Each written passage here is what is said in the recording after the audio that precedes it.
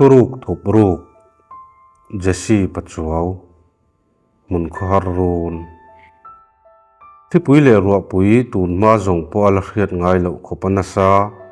in tham lok na po mi lavin thok le khata aron thleng thuta ana tho makin athom po arap thlak danglam kher mai boruak alum uap chur ti mai lo chu kumdanga thitrin thla boruak nen danglam te chiam si lo tlai lama chuan thli chu a han du ka zanlaya phei chuan angoi ta vung vunga boruak ero alum uap chur thunga kola phezor zor renga khopui po chu rap thlak tham khopana sa in ari dur renga zanlai pel hret atanga boruak ngoi ta vung vung chuan mihringrel ruwa engemoti takin om atinuam lo hui are mawangin dai kianga jingne uri ruwa thom te po chu chiang takin a hriat thei nge jingne u chu uin a lo chhona kholaya chuan an u ve ronga coffee nga chat lek to tia chuan thomak danglam tak aron om ta chunglam boruak chu mak tak main arum hian arum ta vunga ti chuan thlipui le ro pui van on chu thok le khata aron thleng ta thut mai ni thlipui le ro pui van on chuan kar lawa kholian khua le a chevel chu atom chuak ngal veka lianat mawangin dam diai lui po chu nasa takin a phone lupa azual zela chu tuipui dam duai chu thinrimin atal tabut buta anat mawangin khovel pum pui hi sai durin hriat hialani tui chu aron lian sang zela kar lawa a chevel phaizol te chu aron chim khat ta muka rap thlak tham khopa tui lian nu sau bul ain rho sak lai chuan chunglam boruak po chu ngoi mai lovin tri bayom takin arum vut renga amang an thlak to te lul nen chuti na kalai chuan dam diai lui atangin chhum leiwak cha tak vot vur nong chuap mei chuan leilung aron tuam chhole ta du la thli in boruaka chuan a len liam vuta chhum han in her liam zung chuan mihring ni om don te in ziarang a han nei thina tunma chu lui puya tlahlum to te tharau chu chung chhum zinga chuan aron tel ve monidon chu ti turin tharau le mui thla ang takin chhum chuan ziarang aneya ruak kung ang meya ding lui chungin boruaka chuan thlin a len liam vut thina enge mokara chhum chu a han kiang deuh dua ka chuti laia kol ron phezuai zoi kara chuan dam diai lui po chu chiang takin hmu theya tuilian chu a phulin a phul bula a phone na sat mawangin sang taka ain vor chho lup thina chuti lai tak chuan a ring mang khengin tek aron tlaridura van boruak zau tak mai chu a thler chetavek emoti hial tur hi ani khopui ridur thin chu boruaka chuan thinrim em ni om tak hian ari liam le ruwa jingkhua lo wara kholian khua chu boina men lo hian an buai ani bere zanlama thlipui le ro pui van on ron thok khan chenna in tam tak ati chia in then khat phei chu lu azui tla lovin a sop chene hle in tam zok chu achung ringot a hoka abang ringot ati chiat te po om nual mai thingla chu a han len thuna samai mai khopa kholaya te chuan an tlukokal nel nula an kho primary school chung po thlanwong kung tluina del chenual mai tui hok la chuan luan na tur bik nei hek lo le an du na laya chuan an luang koi dem duma mi panau pang har fal deuh then khatin tui hok chuan lo khuapa an riteng trunga jingkar tang chuan apuya noin an lui ani bere venglaya puthang hrimatenu pa po jingkar tangin an boi chuka boina kalai nu berla chuan không nghe một thằng bùi bộ chú ôm lệ bồi lai lai lâu lên chùa thọt thọt mặn mấy thì in hàn ang lắc à pasal la chuan pipe pupe po ti lei lovin an arin chung khi na hok chiat chu ngoi reng hian athom thamol mola chuti lai tak chuan an khotlang au rol liana alaya ming tak jok chu ro liana ani a ma se tlangwal then khatin rol lian ti a an kau fiam thin na chu alar pui ta zoka mi zong zong in rol liana ti na thrui ta a chu ron avin khai ka tong lo ngai thlaro u voina natlanga in sak that ngai om awangin mipa ramtang rual chin to phot chu tho chhuah tur ani e kan VCP te in kota in nga khom tur ani ang natlanga thok chuak ve lo kan om chuan ron tur an ni e tin mei thai le rual ban lo te chu ol an ni ang tin ron aw ta lo lowa puthang rima arin chung thom thazo po chuan hanin da fel pa in than puinu tuk thuan ei ipe to chuan ei ma po sual lawang voin natlang tur kan ni si a chuak ma deuila atha ange a han ti dap dapa ama pasai dam le ril ru thangang mai hi ani boka atong kam chuak ta reng po hi adam thuam reng mai than puinu pirem chungi remi chuan bak deuh lak hian than pui po aloron ho reng hlei ne mole mi hi atimang angun zozai to lu tuke alo ti deuh hlura a pasal chuan khoya chuan nge mo han chhuwa bo ni nula ve lem jing a chuti chen len turan hlei ne apu te lama te hian cho e lo tum le ringot ange juk ngai ven to a han ti dam duaya piremi po chu ang lak chungin a fan ngai ven tu chuan a chuak zui ta nga la kholian khua hi in zanu fa khua ve lai ni in khonom tak me ni a tun ma chuan in zathum bor ve lai an lo ni ve to thina ma se ramboi lai khan an khua chu zo nuam kholama soi khom ni in kholian khua chu an ro san man hia la tlema aloral mon le deuh tak nuwa mithen khat chu an kholui lama kir le in khua an din thar thale ta ani ma se tun ma ang khan an tam to lo hle a kholian kho chuak dik tak phei chu kut jung tang thlia ka chiar tham lek an ni to ome chu tiang chuan zoi in an lo pung ve le hreta zanu fa khua hial an lo ni chhole ta ani bu le bala an mirin ram ala chang thabok nen bu po an thar hem theingang meya chip zone le silai zone thar te hial po nom fo mai athurima kholian khomi pui te hi tai ma tak liran ni a kholian khuai cheng ve ani chuan i tai ma tur ani ti chu an thuro lum ani top mai nula le tlangwal po an tai ma kher maya na tho hre te hi an nei lo emati mai turin eng na mai po hi phur takin an thok bot thin khoin lungrual tak mai an ni a sem dam ei bil thi ti tele thenom te dau ai chuan khosari dau athanom jok ti te thenom thanei idu chuan thenom tha ni tumro ti te chu a soi mai lovin atak nge in an nun pui jok thin an ma nia chuan zo nun zemoi khamu thein ala oma kum upazok te an za thiam na ringot po enton tlak atling hial ome kholian kho VCP rorel lian chu patum tlang pui mai ka se to chu ko tha ngai lo ti deuh mut chi hiani a patai matak ati to lama chuan lo tlin nge tum thlat mi ani kong le lama ve thung ero chuan palu lul tak mai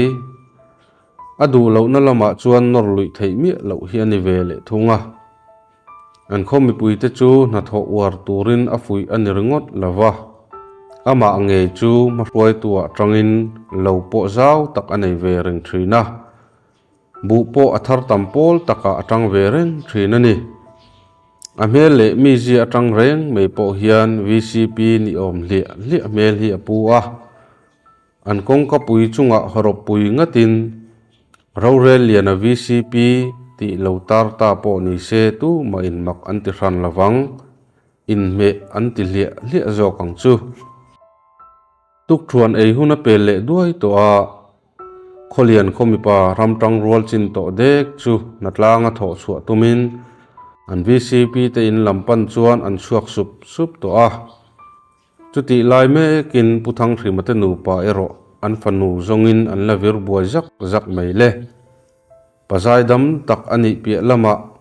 than pui kher hi chu an fanei chhun alo ni bok ne a sen te tata hau po hau phal ngai lo kha ni a chumi tuk zet ero chuan thang thrima po athin rim ve ngang maya than pui chu ron ho te se kalo vonek te ang tin athin ur chu avei nguta anu pui la chuan i vole phal om chuang lo e mai i duat kholo zo to a om chin tok a hreto lo ni hi alo ti ve lai thunga a pasale ro chuan trong lo khan choi chu siam thuai mai te in nu fa wang phiang senin katlai le taringot don ani hi alo ti san maka anu pui la in diau tumbi kheksu enge mo kei thlenga min han mer tel tal chu ni le athu rima ifanu po ani ve thawa kafa big angjia zanga i han soi chua fo chu ni alo ti hlaya anu pui chuan in ho achau le mai don ti hria in puthang rima chuan ngoi achu ta zoka thang rima nu pui rem chung hi nunna sa ve tak ma ni chau poram riak ngam ngat khani ve rima ama thang rima a in an nu a huai jok an ti fiam thu hial thin englai poa in ho pe sa at reng mai tu ma za pa nei lem lo mi ani a anula lai phei chuan tlangwal ho point an rim thangam meu lawa chuti lai kara an khotlangwal zai dam ber mai thang rimanen an han in nei tamai chumi makti le soizui ating reng ani rem thangi la in apasal chu angam hle mai si a ma se thang rima athin rim tak china ero chuan rem thangi point eng ma soingam to bik thin lo apasal thin rim lo omzia hrechiang ber tu po ama bok ani si a chumini chuan ni leng in an hatlanga in chezual puite chu seng hoin khola ya thing tlu te po an pai fai veka in sak that ngai pathum omin an khomei thai pi mingi le pi khumi te in ba ka parol thang chuang ate in ani a chumini chuan an sa thangal veka engkim abana tanga achung tur di thlengalak chop ngai vek ani awangin du thu sam takin an sak zo sak man talawa lua thei no ero chuan an pe fel man ra ma thim mula natlang ho chu ma ni in lampanin an tin ta sang hloma thang rima po chaw tak chungin anin lampan chuan a ho ve naka pa upalam to ani anu mana buai lai vai sipai hovin an vuak na awanga akong na dam chiang hlei thei lo chu tun hnaya asoi sel thar dewa abok sop deuh reng kha ani a nilenga na a han tho puita ka chuan akong po anazual sawin ria a aril ru chuan fapa thachang dol tu te hi nei ve ila chuan hetianga ka tho chu reng hi angai lo tur ati rawa fanau lama an tluan lo mawangin than pui chau hi an fanei chhun chu ani ta si a thang thrimaril ru po a hreom ve reng mai in han thlenga manilo ma a chau to sa na kalain anu pui chuan mang ang zet hian than pui ala ron ho lo cheu thu le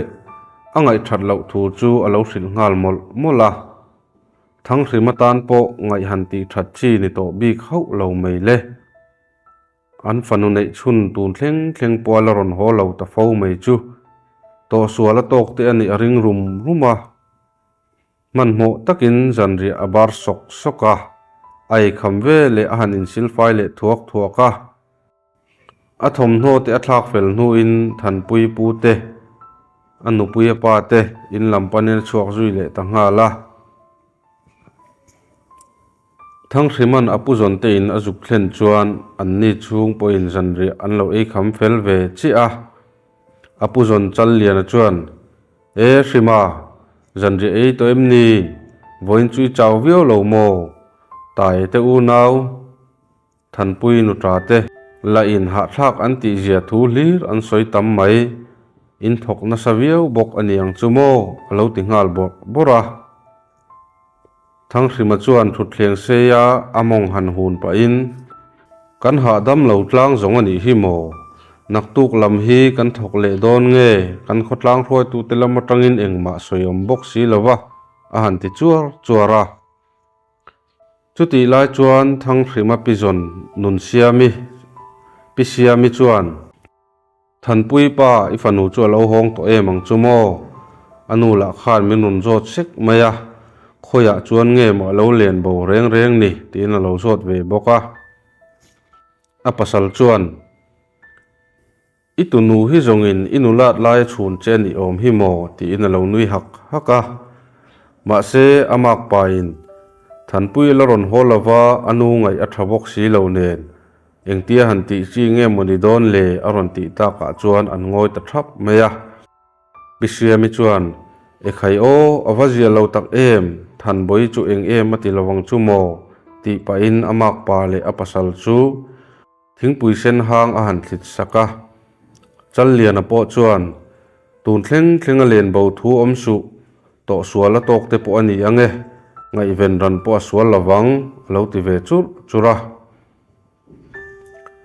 thang rima chuan apizonin thingpui sen hang aron pek chu lo ban wat pa in engpo ni sela zan khatal te chu han ngai chang le photila nak tuk thleng po a alaron ho lo ani le khotlang kan pun to mai ani yang chu ati a apuzon po chuan ni e nang berin tha eti te chuan apoi tampui lawange than pui po dam takin ron ho le tura ngai la ngai thatak khan lo om phot mai te u ti inamak pa chu han tong thlamua thang rima po chuan thingpui te a in zo hnu chuan anin lampanin a ho chho le ta naka than pui hi kholian khonula mel tha tia an lo soi ruk ve lai thin ani a nula ze zoi lampang fiam thu te po du ve tak mai le then rual kom thiam tak mi ani kau ran le khotlang a po aphak tok hin ain mang ve le a heti lai po hian an kau rana Sunday school zirtir tu ani nge a anung chang that na chuan a mel that na abel cha ti ta po ni ila kan ti sual tampui lawang chumo nula fel le mel thana fam chule ngai zong tu le nupuya ta na hel tu po anom nuala chung zinga chuan zirtir tu rin omate an VCP fapa lal nun fel tele an khotlang wal zinga fel ber pola an soi lal rong bola te chu alang sar zualan ni ome an zinga ro po hian zirtir turin oma chu thanpui laka chuan atatlum ber ni in alang achan po thanpui nui na biak that thin em awang ani pia lama ama kam ding alo ni bok nen thanpui nu le pa te hanti lom dan tok alo thiam le zel boxi a tlatlum lo thei po ani lo an VCP fapano pangjok lal nun fela ero chuti takin atatlum te chia minalang lo ama hrim hi eng tik lai ma a khokhat langwal fela soi ni ngai lo zu he ve tak mai le tal hiar ve thei tak mai ni a ama ero chu in ngai tlom thei tak mai le chapo ngai hlek si lo tlom ngai thei tak ani le thung loi si a zu a han rui chang po in midang ta na hnok sak le nu naw ti thlabar zongin a khosangai lo ina atom dai zel thrin ani thanpui ngai zong tu te zinga chuan lal rong bola hi a fel ber o mange ti hial tur khopin khotlang le kau hrana in mang em mai uai melama te po hruai tu lo ni reng to thin kau hran thalai lama po an hol lor le nu le pa tam takin mak pa atana an o ruk tlangwal howin aruka anen ton ber ani a mi ten ama an soidan ber thin chu pathian tri mi tlangwal zai dam le fel athi huna po vanram kai nge tu ti hi ani ome khosak thua po an khosa thei viawa kholian khua na chuan a ho sa pola soi an ni ve thina an in po hi an khopa ho chuan kaina ber pakhat ani ve hial ome than pui po in ama ngai zong tu ta zinga chuan lal rong bola hi adu deuh ber ni na langa kau ran le khotla in mang dun ve an ni boxi awangin mitam tak phei chuan in nei nge tura an ngai ru hial to ani ma se mi hring te hian kan hmalam hun hi kan threlok der silo zan ma salama boruak wang emoni kholian khua chu are ruai maya sar thi ni nge tur hi aron thole vuk thina tlangwal ho po nulari ma chuak an mang lo ro atla le cher bok ne chu tiang khua te hrepa han chuawa chu achak fa ran lo reng boka leng len hun chau ni ma se kholian khua chu an ro san tai moti mai tur hian are vunga thang hrimate nu pa chu tap chaka an thungoi dun rawa an fanu chu an ngai tu aru ema achunga ingthil nge thlingang ti ringot chu an ngai tu tluta naki na chuan thang hrima chuan than puinu ti te pathian hne na itong tai top mai tiang engkim ti thei pathian ani alom kan mang an te po hi min lak kian sak huai mai the sin a han te chuak nola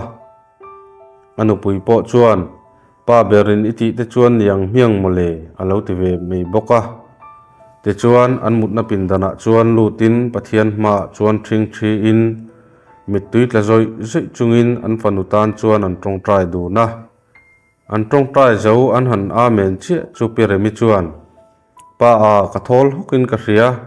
karil ruha na zong po kiang duak melom ati chuak phong maya a pasal chuan alom na sa ni chu tuna chuan kan fanu chunga hian engthil po thlengse pathian rem ruata ngai la ama kanin ngatlat aniang chu an ti chara zanlai velani tong tia chuan vengmong lama tangin ui aron u ta chu maya ma se rei lotea ui u chu thom chu re le ngal thuain ama ang bokin boruak chu re le tatlok loka ma se rei po ani om love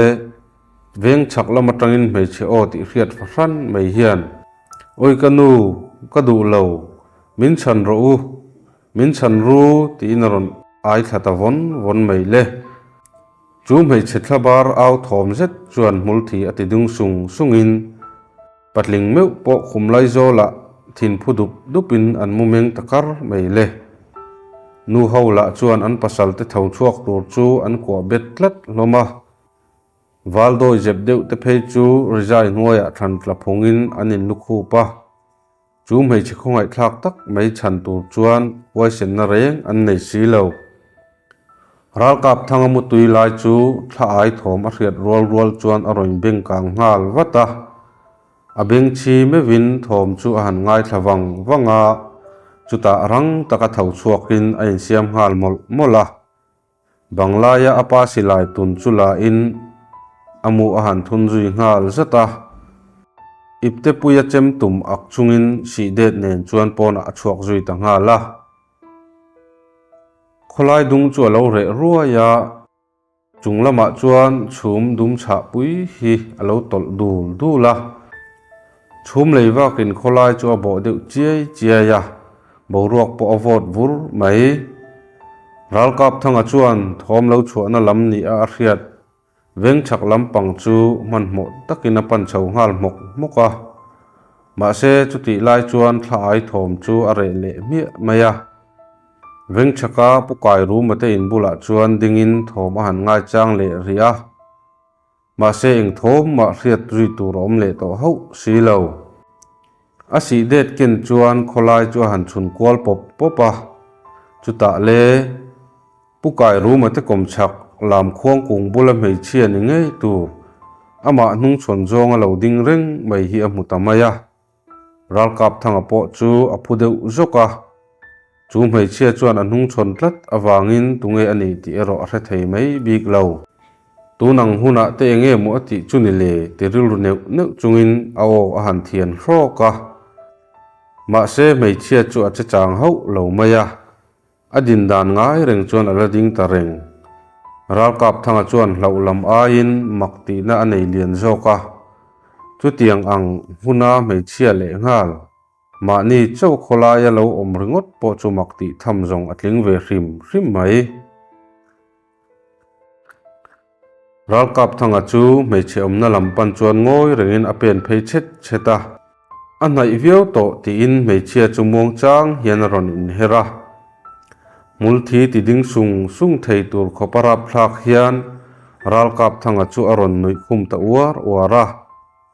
ral kap thanga maktil tuk chu ading chota chu mei chia chu tu dang ni lovin an khonula fel le mel tha ti an lo soi ruk ve lai thin than pui lo ni renga than pui mel chu mu se om khopin thi sen in a bol hu zu ya tri bayom takina meng sen ram mai boka asam te po chu athur hre ruin arim po a chekhel mai awi thang huam mai ani khokhat nula fel le mel tha chu tianga an om ta mai chu ral kap thanga chuan mak ati tak zeta che chang lo le khian a en plok ringota chuta than pui chuan a mai vun chu hi kin ai tamual mai le chu mai po chu du tok lovin alu chu a thuai bung loka ral kap thanga chu vom tum ni om takin aron tin ta ura chu vele ral kap thanga po chuan asilai ken chu lek ko ve ngal fatin than pui chu atin ve ta cheu mai le zamna nei map lo hian tunge ini than pui ini nange min ti thai te tum ani chuan ka hlau hlek lo chenia heta tang hian kal bo thoi ro ani lo chuan ka pangche ti na vo zui ta chewa than pui chuan a lu chu huwa le ngal sokin lungoi lo ti hriat tak mai hian a rum zui chura chuta a mel om dan chu zoi ron in thak danglam tialin lungai mel aron puta zoka ril runa ti hriat ngoi hian ral kap thanga chu aron mel vongin engma soilo chuan thim tham kara apil bo zui ta riaya ral kap thanga chu muang changin anin lampanin a chuak thale tanak naka than pui mel om dan khamak ati in amit thla chuan a cham zui ta renga engtia khatianga om ta mai nge mo ni chu le nge ni ama than pui tak ni lovin ram huai than pui anga ro in la jok em ni yang ti in angai tu thana satamaya naktuk zinga than pui chu mui la thang ama ani tak nge tak lo ti po ka fi reng turani atiril ru rawa ina thlenta ka chuan asilai le ipte vel te chu ada fel ngal soka athom hno te athak fel le zet nuwa amut na lam chu panin khuma chuan alet thlan noka mumang bo thak khopin amu hil zui ta bora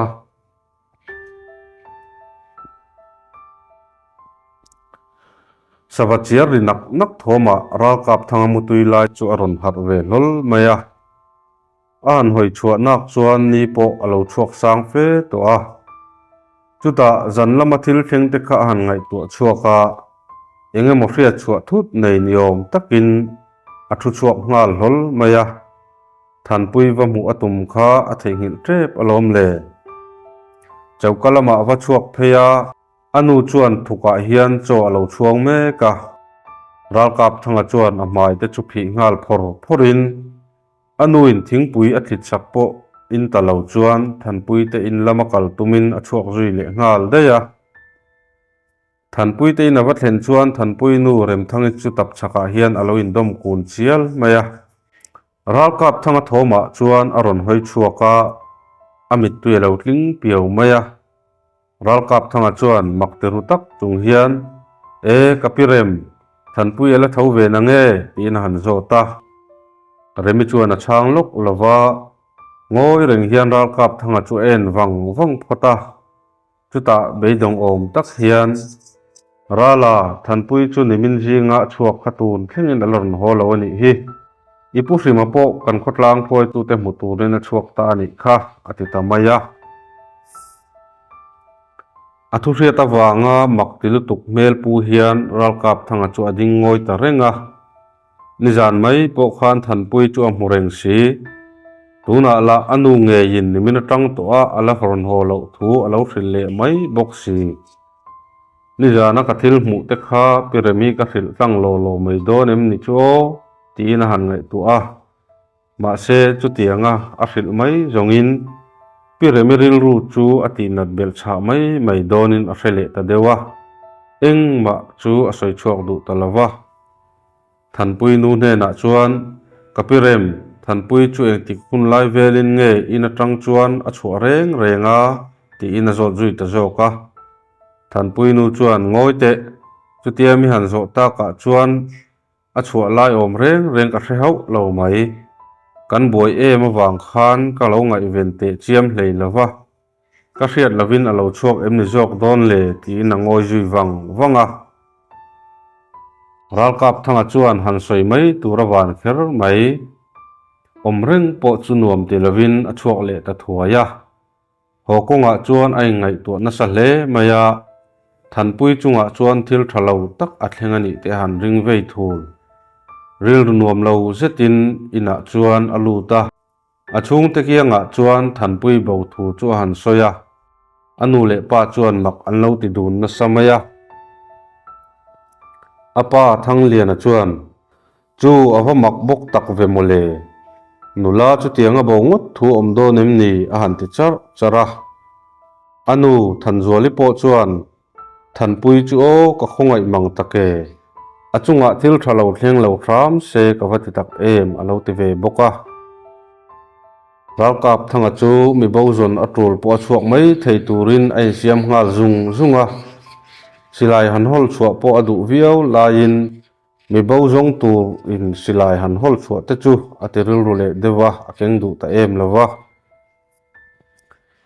ral kap thanga te chungin cho anei lai takin tlang aw aron aw tange ya than pui bo thu le azong tura mi param tang rual chin to phot chu tho chua tur ani thu aron puang ta a chu thu zet chuan kholian kho mi pui te chu abara khain an thin po athong ngei mei le tuk thua nei khama chuan than pui zong turin an thok chuak le ngal zunga putar ho la in chanchin ngai chang alo thut le chu tumbi khek su akhono tin than pui zong tur chuan an thok chuak hi ani taringot maya chumini leng chuan than pui zong in an phu suaw hloma ma se bei han ti sei tur thil eng ma an musi lo bei dongin an ho khom taringota zanlama chuan kholian nula le tlangwal te chu than pui te in lampanin an chuak khoma nu le pa ho po an bang bik lo than pui bodan mak an ti thu lir mai chu ti bera an neya ma ni ngai dan rang te soin zan tai rek thlengin an menga chumi zan chuan nula le tlangwal te chu than pui te na chuan an tlaiwar ta thaka jingkhua ron wara kholian tlangwal te chu ma ni lampanin an hodar sanga reilo te a ron chuak khom le thua in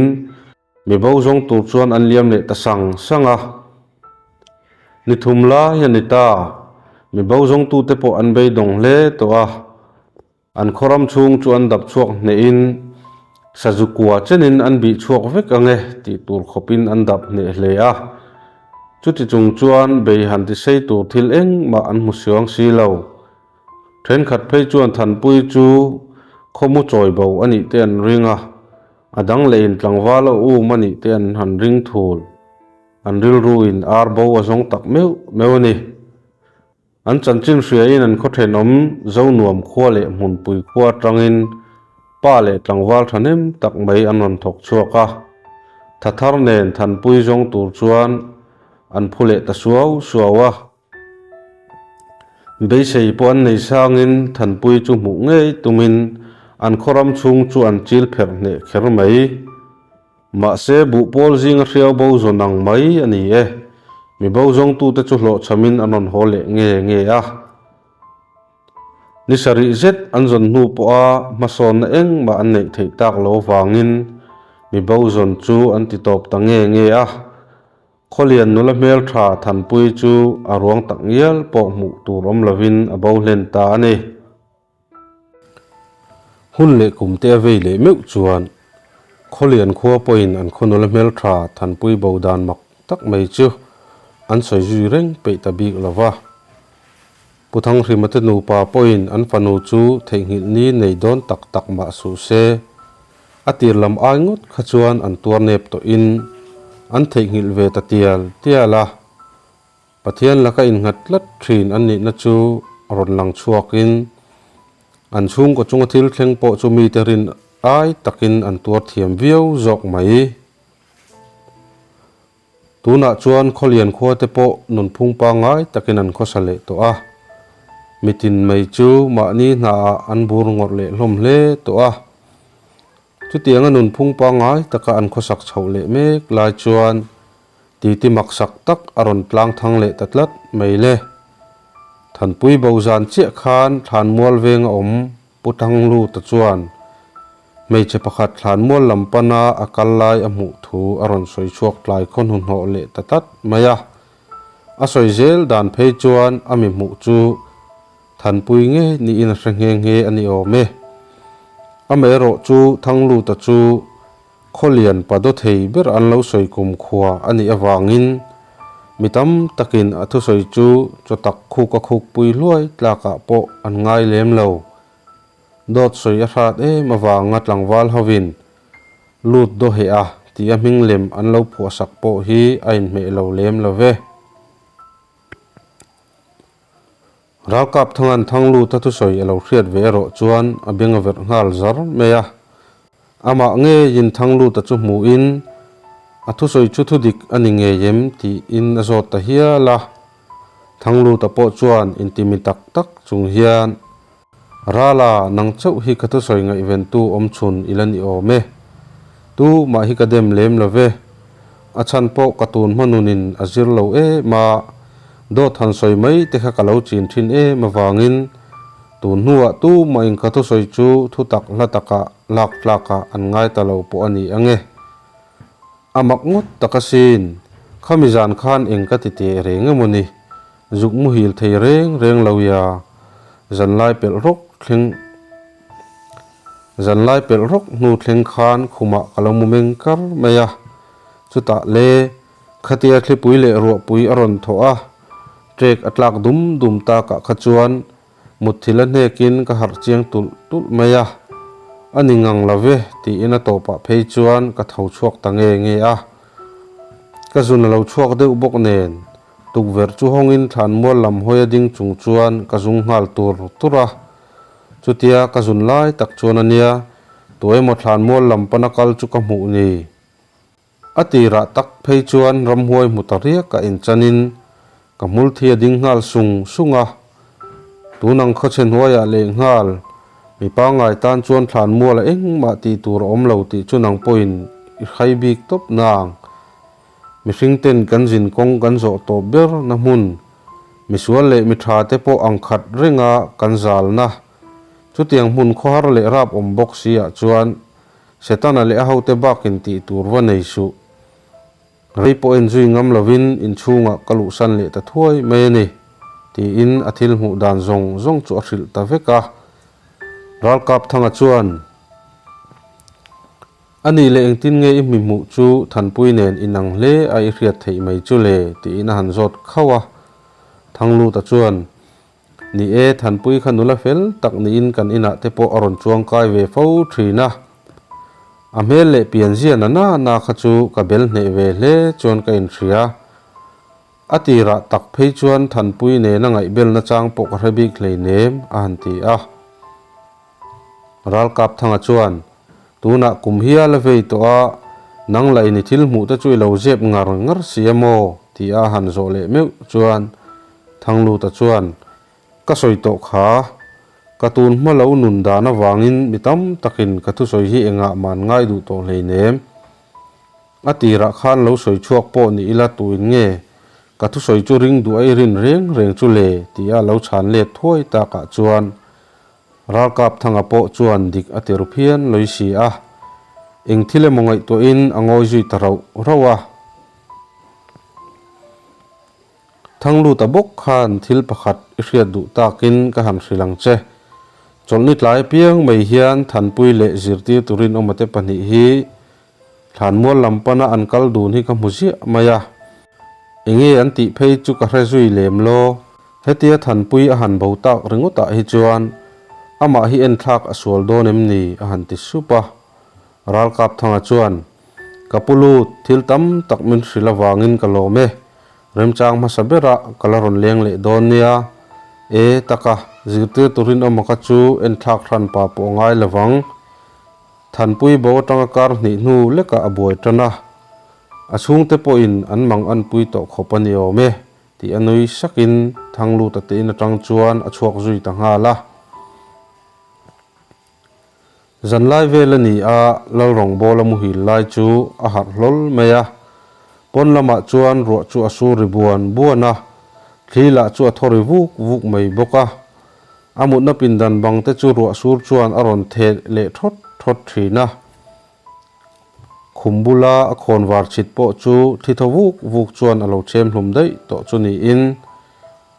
a pindan chu ai mit thon ang me thim hi ani a khuala chu alawar mel bok si lo muthil le an tum ngia la ma se amu mang mak takawang chuan amu hil ngam to mol si lo amu mang chu han ngai tu a ateril chu a khor der dera ni e amu manga chuan thanpui ngei mei kha lo hmu a thisen kai hnuang chunga a khombula lo dingin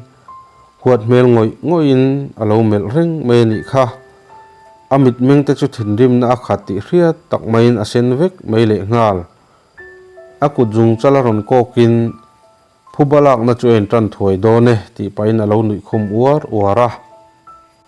kola phe zor zora khopuya rikal ro renga chuta ring mang kheng hian trek atla rile dum thina amun na khuma tang chuan tho le han tuma chuti lai tak chuan kol arom phele zora kol phe zor kara chuan a khumbula thanpui tha loading reng chu amu chiang ngang meile lo wanga khur zoi chungin a khuma chuan a thule ngal noka chuta le thanpui tha chuan aron pan ta chut maya a laulu tuk chu te chuak thota a har ngar hlola amu manga lo ni reng maya a tho huwa ya khuapo chu alo war uar to a khuma tang chuan a tho chuak nga la pen khata pen man chau ti in athil mu awang chuan a ding ngal chota a khumbula chuan saju pakhat hi lubungin alo let nga ta ropui chu tlangwal sanghet tlet tot le tharui po nga tak mai mi butut le thinram tak mai ni a tunma chuan barma sipaya te po alo tang ve to thina ni ome ma se sipaya tan chu anin e mawang le an how tu ten an thremun e mawangin atlan bo ta rengota mizoram aron chuk na lama hian paite sumdong pakhat chu aron suam thla a that zui nge ani anu le pa ta kianga po omngam lovin kholian khuwa api le pu ta chu aron bel ta chota tlangwal that chetak meile zu he ve zet mai ni awangin mei chelaka atatlum lo hle ma nin soi thei chi mi chapau tak alo ni kher bok nen aruk chu mi tam takin an ngeya anung lama tangin an nui rutet te thin amang thawa zu he ve tak le tlangwal ni khwa lo tak te chu komin ni lengin zu anin ho lo le pidar thingpui dora an thu ni leng thak mai thina apu te in ai ma chuan mei thai zu zuar pi deng ji ki te na chuan a cheng tam jok ma ome deng ji ki in frik anti pha hial rengani pi le pu ta chuan thu thatak tak thrilin hanjil ve bok thin ma se miril rukal sual to laklo chu ti maya han siam that chi rual ani silo khotlang hroi tu te point voi duai lo anjil to ma se ro pui chu aboro zongin a khosatial tial jok si aming van ro puya ti an phua chan le a khosak dane ro aim per san chiang kher mai ro pui hian than pui hi alo rim ve zo to thina amai ro chu ani ang zungol veile khotlang in minok sakti a an thin rik tan chuan thanpui chu han be sei ngam chi rual animal lo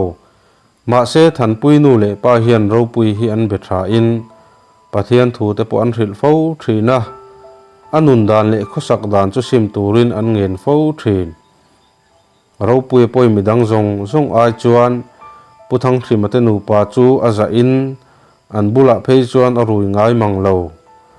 ama ero chu anzu in na lama thanpui chu mel tha ati zia le nupui nei hia la du thu te lo soi chuak ani ome chu thu chu thanpui chuan tu te moka tangin alo hre chhong le si a thin rim chuan ropui chu an khum hrepa kanina poron leng ngai to suang che ati khum hial ani ome chu tatin chu ropui po thanpui te na chuan a chuang kai ngai talawa azak ve deuh nge ni niang mazat phei chu a mel mu tur po om lovin abi bo dei nge a hetianga thanpuin van doina han to ta ka chuan mitam tak chuan ropui chuan ring hlel rule meya achan berpo thanpui bolai vel khan khuwa a mu tur om tlat lawa tin anulama dengjikin a soidan phei chuan khatia thanpuin a hau hrep ta ka kha chuan a thin rim ngang meya lai khat chu kan ina aru chejet in ron luta chuta chuan thanpui chunga athin urzia le angei zia te engmoti taka achunga phubalak atum thu te chu asoi ngal bor maya aru iwang mai maya ngain kan lo nui san mai maya ma se akal bo nu loka thanpui po abo ve ta chu ani khamo ti in asoi chuak le nu no ani ome kum hial ve to in ropui po apu te kianga chuan a khosale to a tunma ang lo tak khan zu po in ngai talovin anun dan po adang lam viau to nge a api le pu te po an lo man viau to a ma se deng jikin thumu nu aron soi chua thar le tak sia chuan ropui chu thanpui bodana rin hlel akain eng motal riat anen ring ru ta theu maya an khonula mel tha chutia a han khuang cher bo mak tur chuan uiru theu lom si a atopa chuan ropui chu khotang hruai tu ten manin an dop tange nge a ropui lain eng ma hriat lo thu in alo chang fel e ta ma se athu soi tu mai nan oi du si lo kut po an thak na saviau mai atop lama phei chuan ropui chu atong du ta hau lo mai a tal fiak nen an han vuak ngial po in pipe pupe atidu tareng reng lo maya kholian tlangwal then khat ropui lo ngei ru em tu te chuan an thian dang te chu fui porin ropui chu thanpui that tu ang hia lin an lo soi dar mana chu thu chu adar zau zela tlangwal ho chu em pun khoma ropui an da na in chuan hual tamup mup mai le khotlang hruai tu te po an mang ang tan ta hle maya thil du om lo zok a thleng mai yang ti chu an lo thon ber ani si a tlangwal ho thin rim la chu han khap dai mai chi rual ani bok si lo tlangwal phung lung deuh then khat phei chuan ropui pi le pu te chen na in po chu hal sak an tum man hia la khotlang hruai tu ten eng tin emo an dang thei ram zok mai po a kholian vcp ro re lian a po azai dam nei na tin to lo ti hriat tak mai hian ropui puang mai ro khai chuti ani lo zongin tlangwal ho kuta kan pe mai tur che asin thanpui tha dan chumin hrilla engtin ma kan tilwang che khua hi arukin ichu san wang don nia han ti a ropui la chu atong thei talowe moti mai turin angoi ngal meya chu mu in an uai me hruai tu pakhat chu en sum zo ngang lawa ropui bika tak mai chon han nek ta chor meya ropui chu apai chona ama nek tu churum fasan mai hian a han mela thinrim wanga okhor der chung hian tu kutma hi thonin katur ngai lo ti in la redon khop mai a han ti let ve si mai le chu vele ama dop tu ta thinrim chuan an khoi ron ta zot maya milim khuang wok ang mai in ari thum ta zota zan bo rok re rui nuaya chuan mi pakhat hi phim khur takin kholian vcp te in lampan chuan awak phei thema chu pa chuan a hmai chu puan dum hian a tuama lukhum dum hi a khum boka han en mai chuan tunge ani hriat mai thei ani lo a han chet dan vel reng chu a zei hian a zei thlar maya thom nei mi lovin an VCP te in kotzol chu a thleng tamaya check in lam chu a pan ngal na la check in chu tala in pon lama alo in kalbur maya ma se chu pa chuan aip te atangin thirzai emoni hi a phot chuak zal zala tala chu a khoi ri tarak rak mai le reilo te a kong khar chu thom dim takin a hongde de a check in chung chu a thim deuh khupa ma se chu pa chuan si de thi han phora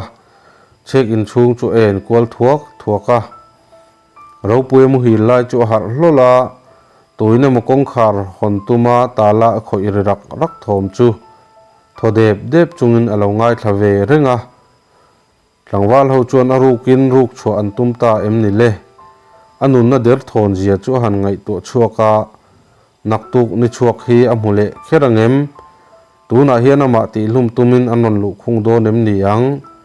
chu tiang thil vel angai to lai chuan kong khar chu ron in hong de a chuta si de thian a maya tak aron chun ta sia maya ro pui chuan a ma ding chu tunge ani a thei ta tat lo mai a chan po chu pa chuan a mai to miu si a lau thong tak chung hian ro pui chuan tunge ni tiamin ti ngai tum te in a lo zot ngal phunga chu pa chuan lau thong su ti na chek tum lo ve ngoi ringin min zui la mun hima ka roi don che ni ati a ro pui chuan eng tin nge ka rin theyang che min ti hlum lawang ti eng tin nge ka hriat theyang i thian te omna min hroyanga chuta chuan min that don ani ti ka hain ring bi kem ni kaw chuak ma hian chuak le vot ro alo ti khur duta ma se chu mai tuam pa chuan chu zong I thu ni e ke chuan I nun na chan him sak cheka tum mai ani e min zui du lo chuan I thu le ma se hei hi hro nak tu zinga chuan tlangwal howin iom na hi anon lu khunga anti lum thawang che ati a chua tum niom takin kong khar lam chu apan nga la chu vele ro pui chuan ngoi te min long hak ro ti le tho chua chu arwal ve nga la chu pa chuan ro pui an phuan hrui chu azai chum soka thom dim takin chulai hmun atang chuan an chuak ruta zala ro re lian a jing tho chuan check in lam chu apan ngal na la ma se check in kong khar chu alo in kal to zong lo mei le che heu le kan mi sual pa chu tan bo ta zunia le ti sup chungin rang tak chuan akir le nga lo vuta ro pui tlan chua thu chuan khwa chu a kha ngal thuaya chutia atlan bo le zel ta ka chuan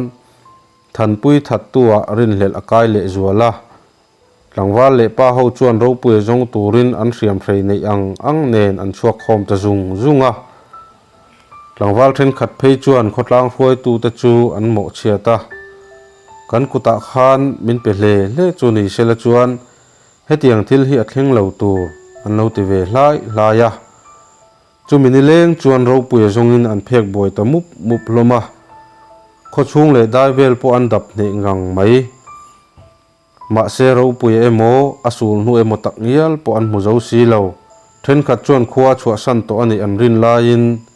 a thene ro chuan khoi lai hmuna emo abiru ani an ring ve thunga tin ro pui chu ama mai chuan a tan chuak thei lo ti hria in tu emo ama tan pui tu an om nge ani an ring rufura tu nge ro pui chu lo tan pui ta ang ti chu en rin siak lai hloma rakap thanga chu unaw mel hai hun om vela hian aron thleng ve hlola a chau mel hle meile ngal anu chuan thangte in misual zon chu in hunange ti pa in thingpui sen hang chu han pe pa a rakap thanga chuan mulo a hrimma ropui hi misual ti ngot turan ni big love thanpui kha that nge yem ti tu main kan threlo rin hel akai mei chau zok ani a han ti deuh du a anu chuan mak ti om deuh tak chung hian atha ni lo se tlan bo do nem niang hetia tlan bo ta ka hi chuan ama le ama ein puang ti na ni mai lom ni ati ve thunga ral kap thanga chuan tu mai na thu soi khan o sak du le nem an du da na ro re lan tu mani ber hi mo a han ti deuh hlaka chuti lai chuan ral kap thanga pa leng po aron ho ve chi a an thu soi top lam chu aron thre ve man vuai nge a fa pan he na chuan taya tong phim khurviau athang tlangwal ho an thinarim na sale maya ro pu tan zong le athawang ho zong in mi jinga tong ho suang che chuti ani lo zong in an ring hlel ve mai tur che ania ti in afapa chu phim khur turin a han sila ral kap thanga chuan kapa engtin nge khotlang hroi tu ta chuan an ti don tak police lam hril an tu mem ti in a han zot ve nga la apa chuan hril chuan tu mani om khamo ro pui hi hetia thla thlam ngot chi ani tlat lo mai kan man ma chuan nu naw an thaba reng mei don ani mei chia phei chu ram kal ngam po anom ngut lawang mi lo om ani tlat si a han ti a ral kap thanga chu angoi vong wanga apa thu soi chu adik na chen om ti po a hai lo ro pui chu thual that tu angai ani tlata hetia tlan bo nuwa phei hi chuan khotlang atiral ri thei don tlat si a